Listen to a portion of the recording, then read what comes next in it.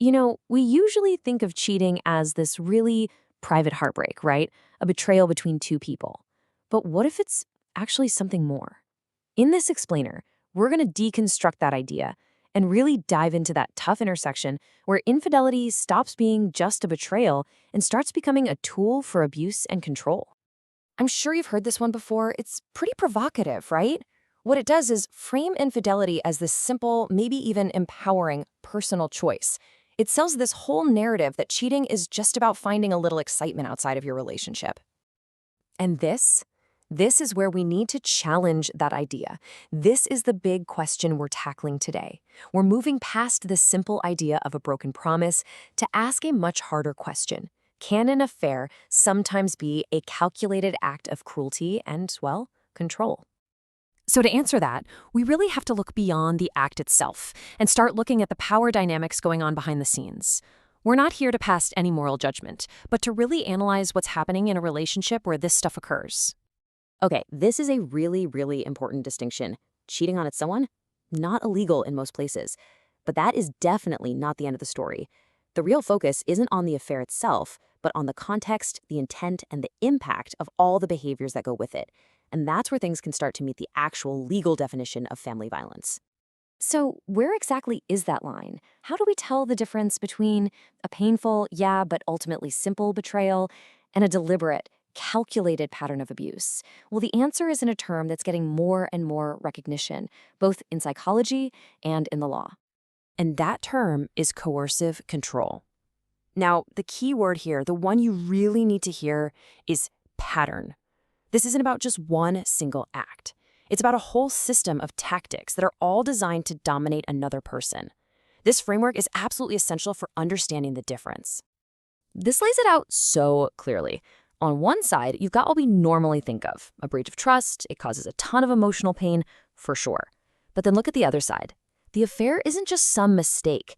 It's a tactic. It's a very intentional way to assert power, to manipulate, and to degrade a partner. Totally different things.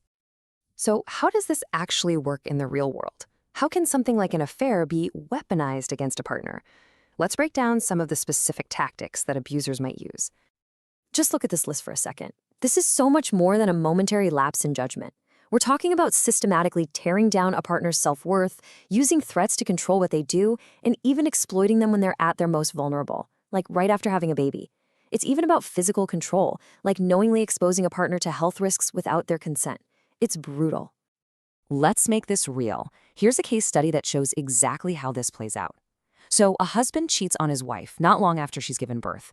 When she finds out, he doesn't apologize. Nope, he justifies it. He tells her he felt neglected and then turns it into a threat. Meet my needs or this is going to keep happening. And you can just imagine the impact. It was devastating. Her self-esteem just collapses. She starts blaming herself, and in this desperate attempt to fix things and win him back, she feels forced into intimacy that she absolutely does not want. She's not acting out of desire anymore, but out of fear and just feeling completely worthless. And here it is, the critical point. The court saw this for exactly what it was. This wasn't just some messy affair. It was a clear-cut case of emotional and psychological manipulation, a textbook example of coercive control.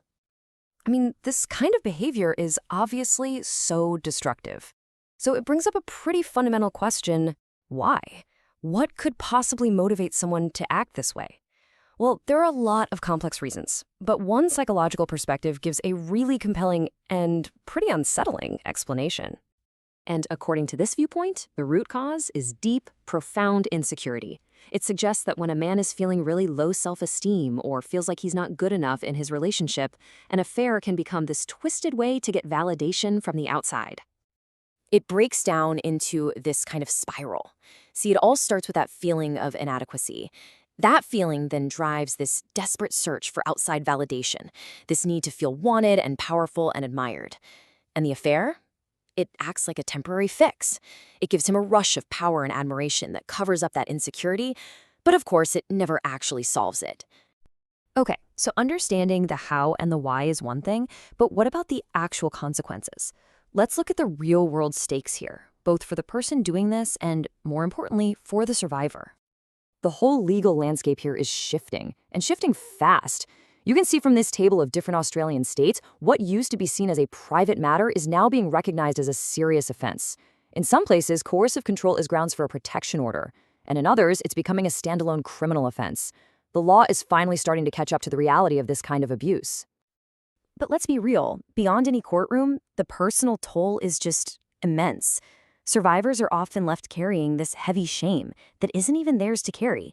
They face blame from people who just don't get it, and they're forced to live with this constant anxiety.